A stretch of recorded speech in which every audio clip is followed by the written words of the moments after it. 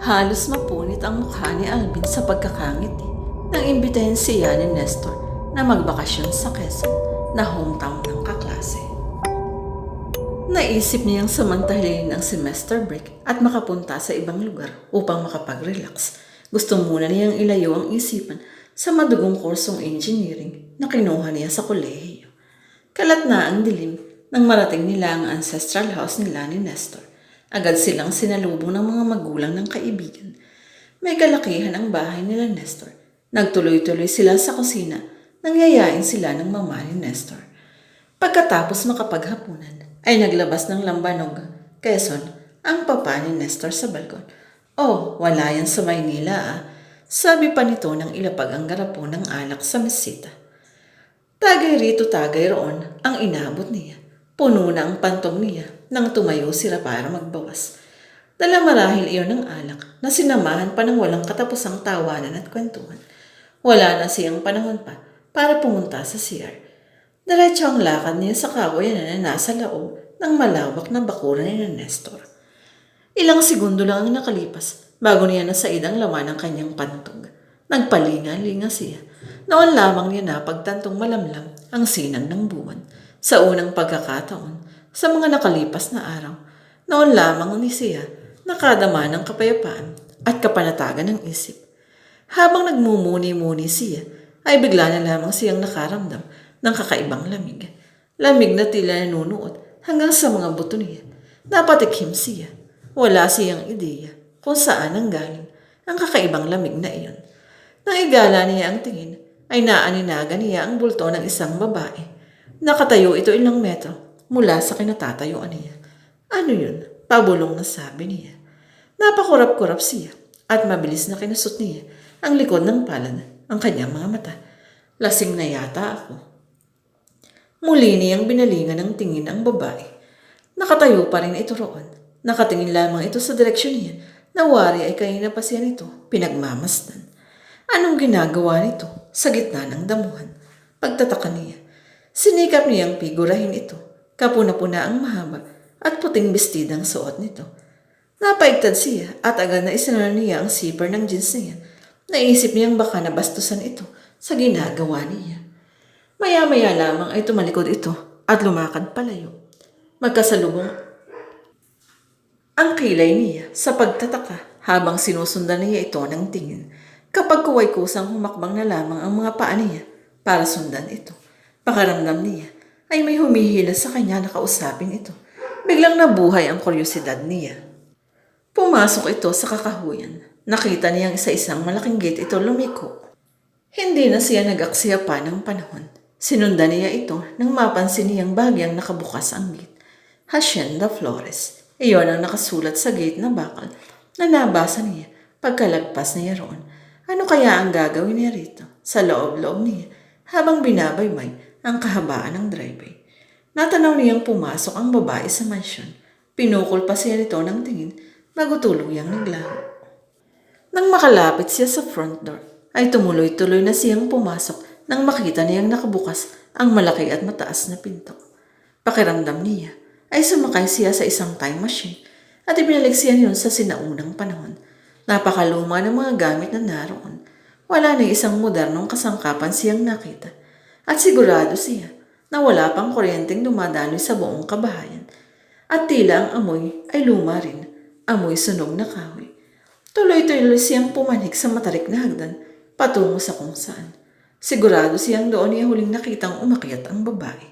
Kusang tumigil ang mga paa niya nang makita na itong nakatayo sa komedor. Miss, mahinang sabi niya. Pasensya ka na.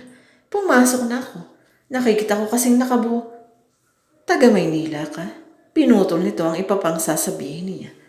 Maya-maya ay lumingin ito sa kanya. Kapag kuwan, marahan itong humarap. Tapos ay pinukol siya nito ng tingin at ngumiti. Tumangutang mo siya. Oo, dayo lang ako rito sa inyo. Aaminin niya na isa itong babaeng pinagpala sa lahat. Napakaganda ng maliit nitong mukha. Mamula-mula ang magkabilang pingsing nito. Kumikislap ang bilugang mga mata nito. Matangos ang ilong at maninipis ang mga labi. At ang boses nito ay tila nakapanglalambot ng mga tuhod. Sa tansya niya ay mas bata ito ng ilang taon sa kanila ni Nestor Ganoon ang tipo niyang babae.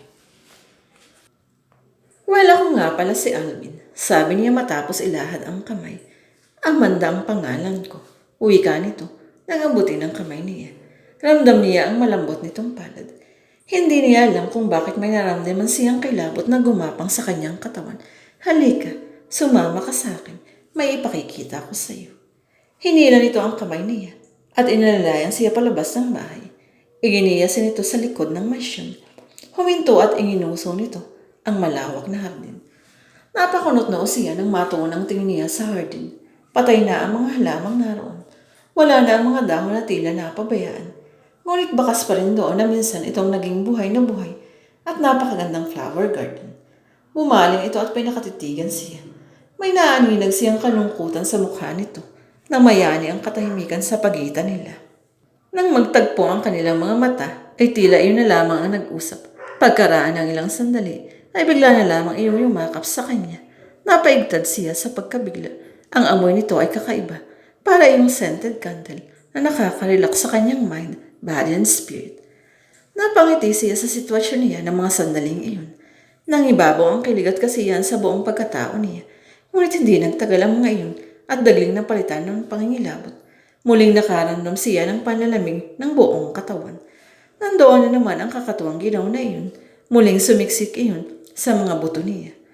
Napabitiw siya sa pagkakayakap dito at maagap na niyapos ang sarili. Napansin niyang may usok na nagmumula sa kanyang bibig. Patunay iyon na tila bumaba ang temperatura sa paligid niya. Ngunit bakit? Gayong butil-butil ang pawis niya sa mukha. Amanda, napansin ko lang, parang walang ibang tao dito sa inyo bukod sa atin. Nasaan ang mga parents mo? Naitanong niya rin ang bagay na iyon na gumugulo sa isipan niya. Tumanaw ito sa malayo. Dati akong pilya, sutil at arugante. Sa halip na tulungan ko ang mga magulang ko sa pagpapaunlad ng aming kabuhayan, ay mas pinili ko pang sumama sa isang lalaki sa Maynila. Doon ako nagpakasarap, nagmahal at minahal. Hindi niya alam kung bakit nakaramdam siya ng lungkot habang pinagmamasdan ito. Halos atakihin sa puso ang mga magulang ko sa pag-aalala sa akin. Pero hindi ako nakanig sa kanila. Sinunod ko pa rin ang gusto ko. Alam kong nasaktan sila sa mga nangyari. Lalo na at ako lamang ang nag-iisang anak na inaasahan nilang tutulong sa kanila. Tiniis kong hindi sila makita hanggang namatay sila. May nabanaag siyang kirot sa ekspresyon ng mukha nito at lungkot sa mga mata. Isang gabi ay nanaginip ako na napapaligiran daw ng mga nagtataasang apoy ang kinaroroonan ko. Lumibot ako para maghanap ng malalabasan. Sa isang silid niyon ay aksidente kong natagpuan ang mga magulang ko. Hindi sila makalabas sa silid na iyon. Wala akong nagawa para matulungan sila. Nakapaligid sa amin ang mga nagbabagang apoy. Laganap na ang apoy sa buong kabahayan. Mainit. Umiling-iling ito. Hindi. Napakainit. I'm sorry. Nanatili lamang ang mga mata niya rito. Hindi ko sinasadyang hayaan mo na yun. Pakli nito. Alam ko namang magkikita-kita pa kami sa takdang panahon. Saka lamang nito nagawang tumingin sa kanya. May namumuong luha sa sulok ng mga mata nito. Alvin, seryosong sambit nito na hindi pa rin siya nagsasalita. Imbis na sumagot, ay kinuha niya ang mga kamay nito. Hayaan mo at dadalasan ko ang pagbisita ko rito. Tumingin ito sa kanya. Kapag ko ay umiti ito, hindi niya alam kung bakit biglang pumintig ang nananahimik na puso niya ng mga sandaling iyon. Idinilat ni Alvin ang kanyang mga mata at wala sa sariling tumingin sa taong patuloy pa rin sa pagyugyug sa braso niya. Pare, gising na, hapon na. Ang mukha ni Nestor ang unang nabungaran ng paningin niya. Napakurap-kurap siya habang iginagala ang mga mata. Maliwanag na ang kinaroroonan niya. Nakahiga siya sa isang antigong sopa na nasa sala ng bahay ng mga magulang ni Nestor. Napabangon siya kaagad. Sandaling naupo siya sa gilid niyon habang sapu-sapu ng kamay ang kanyang mukha. O pare, nagulat pa siya sa boses na iyon ni Nestor. Dagling nag-angat siya ng tingin dito. Uminom ka. Tila wala sa sarili na patitig siya sa baso ng tubig na iniabot nito. Kinuha niya iyon at sunod-sunod ang ginawa niyang paglago. Inilapag niya ang baso sa mesita at kagad hinanap ang mga mata niya ang wall clock. Pasado 1:00 na ng hapon.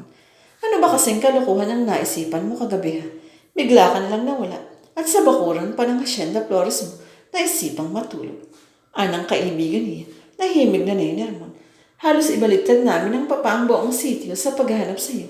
Mabuti na lang kamo, may nakakita na sa lumang hasyenda ka nagpunta. Hinawakan nito ang balita niya. Mukhang masama ang epekto sa iyo ng lambanog, pare ko'y. Natatawang kantsaw pa nito. Ang totoo ay gulong-gulo ang isip niya ng mga sandaling iyon. Hindi niya maintindihan ang sarili. Biglang nag-flash sa isip niya ang mga nangyari ng nagdaang gabi. Para siyang nanonood ng DVD movies at inire-rewind niya ang bawat sequence, ang mukha ni Amanda, ang pagsipsim niya sa lambanog, mga halamang patay, naglalagablab na apoy, at mukha muli ni Amanda. Nakatingin ito sa kanya habang nakatuyo sila sa balkon. Umihip ang hangin mula sa kung saan. Para siyang hinaplos niyon dahil ang para antukin siya. Umupo na lamang siya sa kung saan. Maya-maya yung unti-unting bumigat ang nalukap ng kanyang mga mata hanggang tuluyan na siyang napapikit. Yun ang huling naramdaman niya. Bagus niya tuluyang tinangay ng antok. Weird. Anong weird? Biglang tanong ni Nestor nang maulingigan ang bulong niya. Wala. Naguguluhang tuwa niya. Babae. Sabi ko na nga ba ng babae ka last night eh. O baka naman lalaki ang pinatos mo kagabi. Natawa ito sa normal na pangangantsaw nito. Gago ka talaga. Asik niya rito. Pare, sa makalawang linggo pa ang bugso ng dating ng mga bakasyonistang babae rito sa amin. Sus, siguradong mahihilo ka sa dami nila. Napahiga ito sa sopa at tulalang tumingin sa kisame.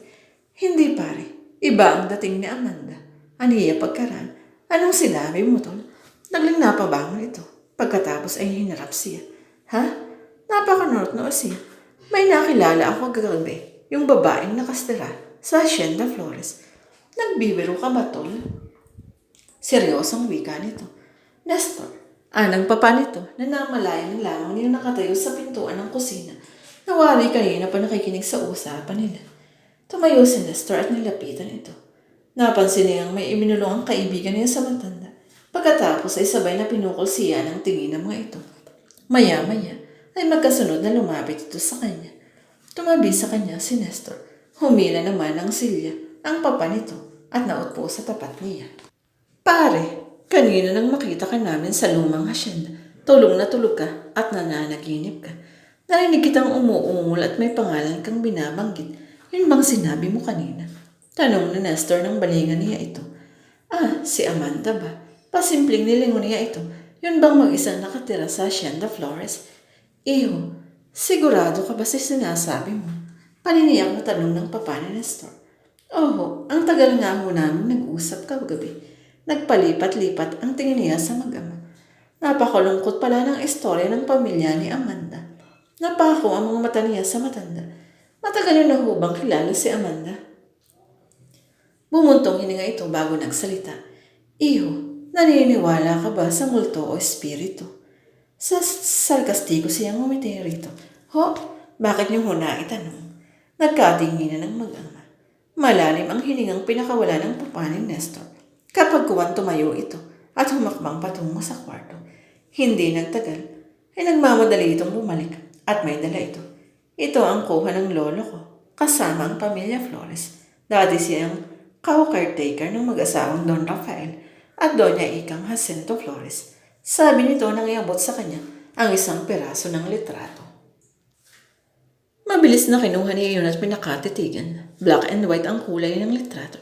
Malambot na rin ang papel na ginamit rito. Patunay lamang na matagal na itong kinuhanan ng kung sino.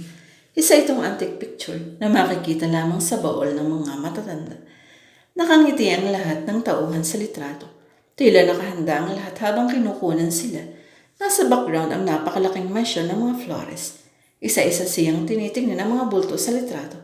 Isang matandang lalaki ang pilit sa pagkakangiti ang unang dinaanan ng mata niya. Palagay niya ay ito ang tinutukoy ng papa ni Nestor na lolo nito. Isang may edad na lalaki ang katabi nito. Mapayapang nakakabay ito sa katabi nitong may edad na ring babae. Sa palagay niya, ito naman ang mag-asawang Flores. Nang isunod niya ang katabi nitong babae, ay tila natigilan siya. Amanda, bigla niyang nasabi. Si Amanda ho ba ito? Nagtatakang tanong niya. Paanong? Imposibleng makausap mo si Amanda dahil matagal na itong patay. Umiiling-iling na sabi ng matanda. Nagtama ang mga mata nila ni Nestor at halos sabay silang napalunok. Napalunok siya dahil sa kabang sumikdo sa kanyang dibdib. Hindi ho yata maaari iyon. Ang hibig ho ba ninyong sabihin ay isang multo ang nakasama ko sa buong magdamag? Nilingon siya ng matanda bago ito nagsalita. Ayon sa kwento ng lolo ko, ay nasunog ang mansyon noon ng mga Flores. Nagsimula ang apoy sa isang silid. Hindi nagtagal, parang isang hayop na halimaw ang apoy at ang mansyon ng mga Flores ang nagsilbing biktima niyon. Hindi humupa ang apoy hanggang hindi natutupok ang bahay. Walang magawa ang mga kasamahan niyang trabahador na naroon, kundi ang panoorin na lang na lamunin ng apoy ang mansyon. Nagpose itong tila nag-iisip muna ng sasabihin. Sa kasamaang palad ay hindi nakalabas ng buhay sina Don Rafael at Doña Igang. Ang ibig niyong sabihin ay hindi nakasama sa sunog si Amanda. Wala si Amanda nang masunog ang mansyon. Ayon sa kwento ng matatanda noon, umibig ito kay Dante na isang ordinaryong trabahador sa hacienda.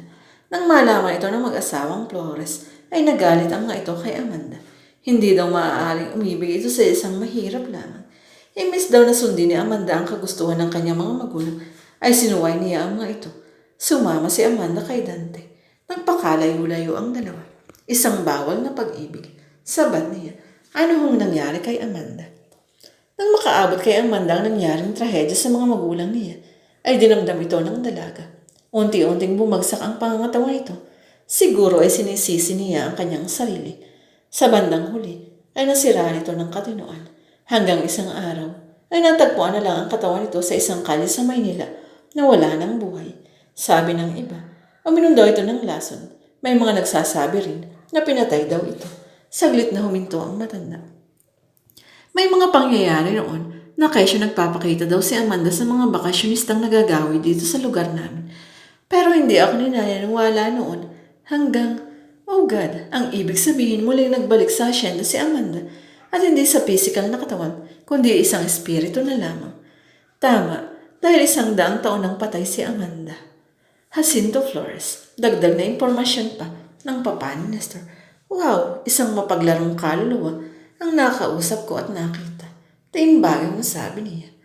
Huminga siya ng malalim at paulit-ulit na ipinilig ang kanyang ulo. Doon lamang na alarma ang utak niya. Pakiramdam niya ay naparalisa ang kanyang buong katawan sa narinig. Wala siyang maisip na sabihin. Nanuyo ang kanyang lalamunan. Binalot siya ng katahimikan ng mga sumunod na sandali. Kinahaponan ay si Nestor pa ang nagpresentang samahan siyang pumunta sa Hacienda Flores. Natagpuan na lamang niya ang sarili niya nakatayo sa remains ng mansyon. Ilang peraso na lamang ng dingding at poste ang tumambad sa kanya sa dating glamorosang mansyon ng mga Flores. Inialay niya ang isang bungkos ng mga bulaklak na kung saan lamang niya napitas. Kasama na roon ang taimtim na panalangin na sana ay matahimik na ang kaluluwa ng mga ito, lalong-lalo ng espiritu ni Amanda. Hindi na niya kailangan pang analisahin ang mga kwento sa kanya ni Papa Nestor. Itinuri niya ang isang lost soul ang multo ni Amanda na naghahanap ng pangunawa at pagmamahal. Pagbalik ni Alvin sa Maynila, ay naisip niya mag-research tungkol sa mga paranormal terms na na-experience niya sa Quezon. Binuksan niya ang computer niya at hinarap ang monitor nito. Ilang sandali pa isang site paranormal group ang napasok niya. Isang term doon ang kumuha sa kanyang attention. Nakasaad doon ang mga katagang cold spot, isang small defined area of intense cold at least 10 degrees colder than the surrounding area that cannot readily be explained by other natural